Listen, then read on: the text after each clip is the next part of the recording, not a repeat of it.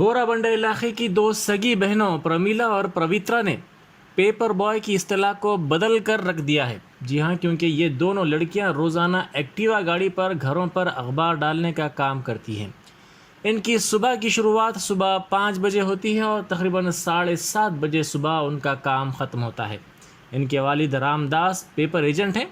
वो महबूब नगर ज़िले के रहने वाले हैं, ताहम गुज़िश्ता 20 साल से वो हैदराबाद में ही हैं।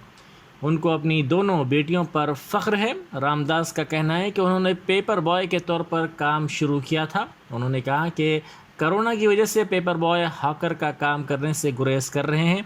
इनकी बेटियों को इतवार को वो अपने साथ रखा करते थे। इसी दौरान कोरोना और फिर लॉकडाउन हो गया। इनमें इस काम की समझ बतदरीज आती चली गई और उन्होंने ख़ुद ये काम करने का फ़ैसला किया, क्योंकि पेपर बॉय का काम करने वाले लड़के कोरोना की वजह से इस काम के लिए आगे नहीं आ रहे थे।